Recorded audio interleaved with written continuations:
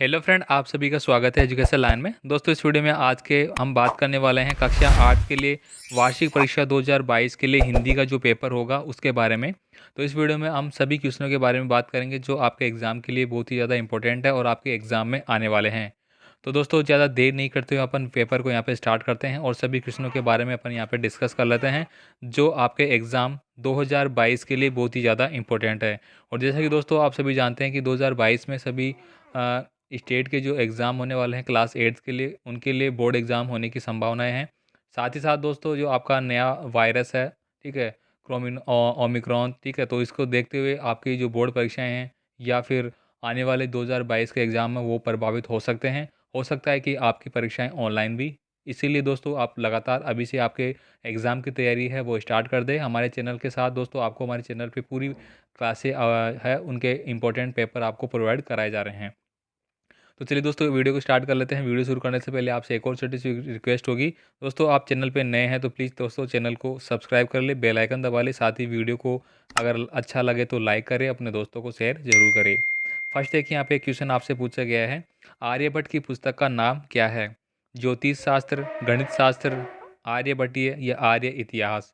तो ये आपका जो चैप्टर है, आपकी बुक में जो चैप्टर दिए गए हैं उनके आधार पर इन क्वेश्चनों का आंसर आपको यहाँ पे करना पड़ेगा। इससे पहले दोस्तों हमने साइंस का जो पेपर है उसके बारे में, और मैथ का पेपर, ठीक है, और सामाजिक विज्ञान का, ये 3 पेपर है वो अपलोड कर रखे हैं पहले ही। ठीक है, और भी जो भी सारे आपके इंपॉर्टेंट पेपर है सभी हम आपको प्रोवाइड कराएंगे जो आपके एग्जाम के लिए बहुत ज़्यादा इंपॉर्टेंट है। इसके बाद देखिए, यहाँ पे सेकंड क्वेश्चन है, जिस रथ से विजय होगी उस रथ का सारथी है? बल विवेक, सोरस धीरज, सत्यशील या इस भुजन?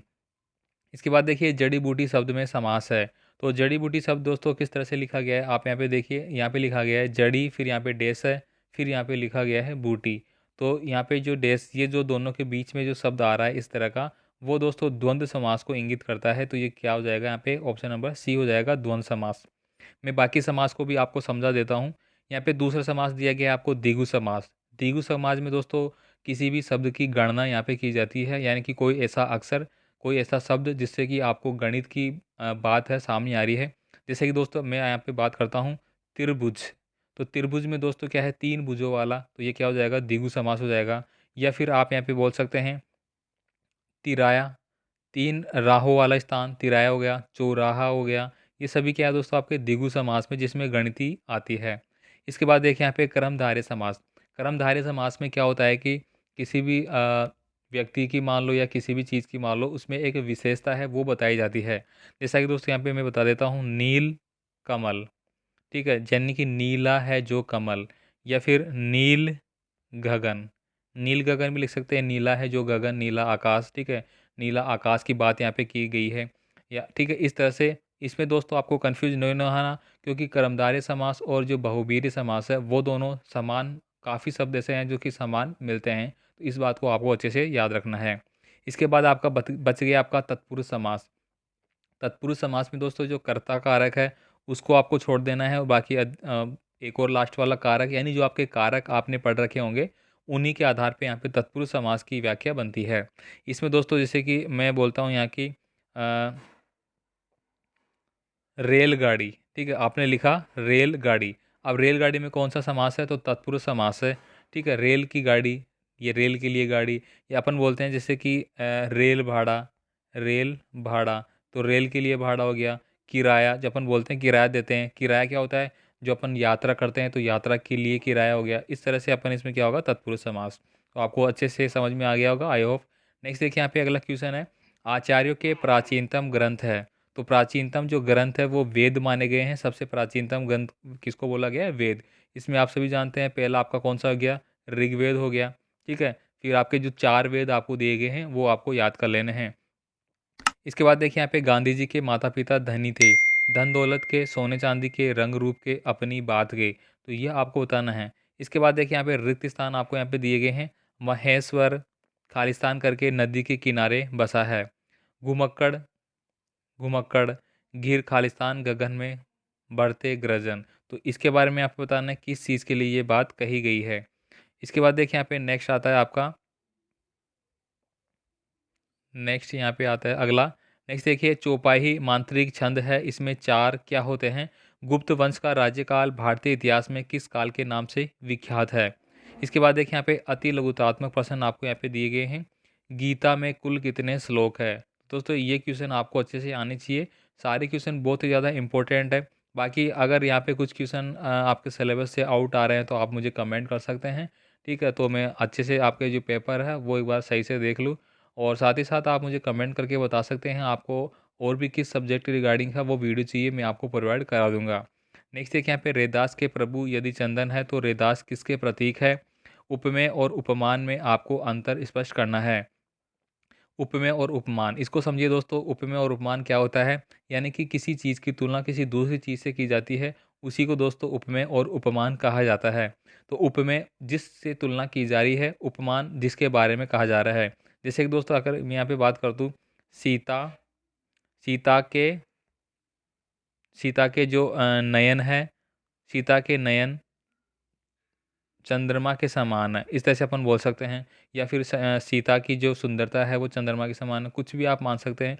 तो इसमें उपमेय और उपमान दोनों का शामिल किया गया है। इसके बाद देखिए यहाँ पे हास्य रस का उदाहरण आपको देना है। हास्य रस, हास्य क्या हो गया दोस्तों? जिसमें कि अपन हंसी मजाक की बातें करते हैं, इसमें प्रसन्नता के जो वाक्य है वो यूज किए जाते हैं, वो ही इसका आपको उदाहरण लिखना है। इसके बाद देखिए निम्नलिखित छंद मात्रों में चिन्ह आपको बताना है, ये चिन्ह किसके लिए अंकित किया गया है और इनको गिनकर बताना है। राग रावण रथी विरत रघुवीरा, देखी विभीषण बहु अधीरा, अधिक प्रीत मन भा मंदेहा, बंदी चरण कह सहित सनेहा।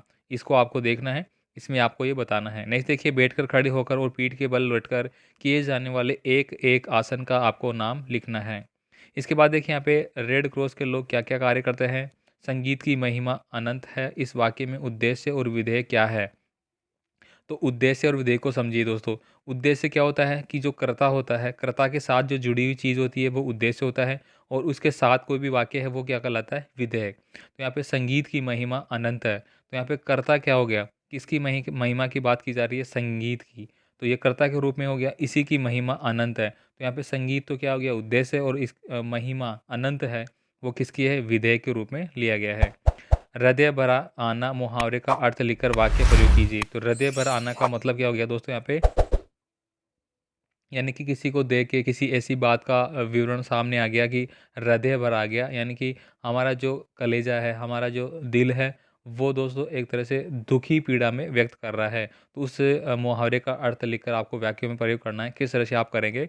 जैसे कि किसी भी चीज़ का नाम ले सकते हैं कि अपन बोल सकते हैं कि राम जी का लड़का जैसे ही सेना में जाने लगा, उनकी माता का हृदय भर आया। यानी कि वो अपने पुत्र को विलाप, यानी कि दूर जा रहे हैं, सेना में जा रहे हैं, सेना की सेवा के लिए, तो वो इनसे नहीं देखा जा रहा, तो उनका हृदय है वो भर आया उनकी इस बात को लेके।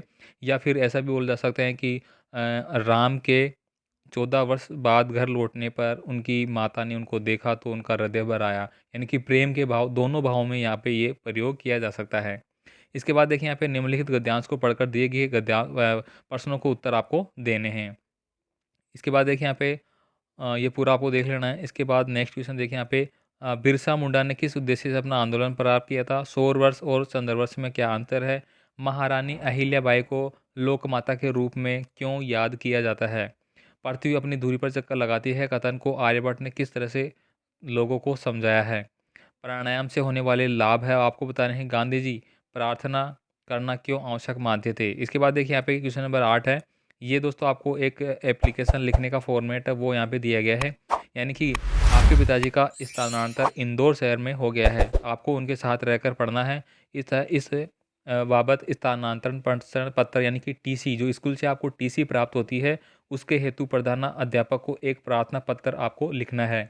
ठीक है, तो आप प्रार्थना पत्र कैसे लिखेंगे ये आप देख लीजिए। जैसे कि आप लिखते हैं, यहाँ पे मैं बात करूँ, सबसे पहले आप लिखते हैं सेवा में, फिर यहाँ पे श्रीमान प्रधान अध्यापक, फिर आपका स्कूल वगैरह का नाम, फिर विषय में लिखते हैं आप टीसी प्राप्त करने हेतु या स्थानांतरण प्रमाण पत्र प्राप्त करने हेतु। फिर सविनय नम्र निवेदन है कि मैं आपकी शाला में कक्षा 8 का छात्र हूँ और मेरे पिताजी का अन्यत्र कहीं ट्रांसफ़र हो गया, तो मैं भी उनके साथ जाना होगा मेरा, तो मेरी आगे की पढ़ाई भी वहीं होगी, इसीलिए मुझे आपके विद्यालय से टीसी प्रमाण पत्र देने की कृपा करें ताकि मैं जहाँ पे मेरे पिताजी का स्थानांतरण हुआ है वहाँ जाके अध्ययन कर सकूँ। इस तरह से आप इनको लिख सकते हैं। इसके बाद देखिए अपने अध्यापक की जानकारी देते हुए अपने मित्र को एक पत्र आपको लिखना है, यानी कि आपका अध्ययन है वो किस तरह का चल रहा है। नेक्स्ट देखिए यहाँ पे निम्नलिखित गद्यांश आपको दिया गया है। तो साथियों मैं पूरा पेपर में आपको इस तरह से पूरा समझाने की कोशिश कर रहा हूँ कि आपका पेपर है वो किस तरह से आता है, किस तरह के क्वेश्चन आपके एग्जाम में आते हैं, और यहाँ से बहुत सारे क्वेश्चन ऐसे कैसे कई बार रिपीट भी होते हैं। तो आप पूरा पेपर को अच्छे से देखें और वीडियो को अच्छा लगे तो लाइक करें, कमेंट जरूर करें। आपको जो आपकी बोर्ड एग्जाम की तैयारी के लिए जो वीडियो प्रोवाइड कराए जा रहे हैं मोस्ट इंपॉर्टेंट सारे, वो कैसे लग रहे हैं। तो यहाँ पे देखिए आत्मविश्वास की सबसे बड़ी दुश्मन है दुविधा। दुविधा एकाग्रता को नष्ट कर देती है, आदमी की शक्ति को बांट देती है। आधा इधर आधा उधर, बस इस तरह आदमी पंडित खंडित हो जाता है। तो आपको इसका क्या करना है, संदर्भ की सहित व्याख्या आपको करनी है। तो व्याख्या करने के लिए आपको क्या करना पड़ता है, प्रस्तावना भी लिखना पड़ेगा, इसके बारे में बताना पड़ेगा क्या होता है, किस कविता से लिया गया है या किस गद्यांश से लिया गया है, कौन से पाठ से लिया गया है, इसके कवि कौन है, इस तरह के जो चीज़ें हैं वो आपको लिखनी पड़ती है। तो दोस्तों आप इन सभी टॉपिक को अच्छे से नोट डाउन कर ले जो मैं बता रहा हूँ। इस तरह दोस्तों आप एग्ज़ाम में लिख के आएंगे तो मैं गारंटी से देता हूँ आप परीक्षा में टॉप अच्छे से कर जाएंगे। मैं पूरा पेपर का मेथड एकदम आसान और इजी तरीके में समझाने की कोशिश कर रहा हूँ ताकि आप एग्ज़ाम में अच्छे नंबर लेके आएँ। अगला देखिए यहाँ पे आपको दिया गया है, लक्ष्य के प्रति समर्पित होकर उनमें एक निष्ठ होकर काम करने वाले बहुत थोड़े हैं, पर ये थोड़े से मनुष्य ही है जो संसार को हिला देते हैं। इसके बारे में भी आप बता सकते हैं कि जो परिश्रम है, जो कार्य किया जाता है निष्ठुर होकर सफलता उससे मिल जाती है, इसको भी आप लिख सकते हैं। इसके बाद देखिए यहाँ पे नेक्स्ट है आपका क्वेश्चन नंबर 10।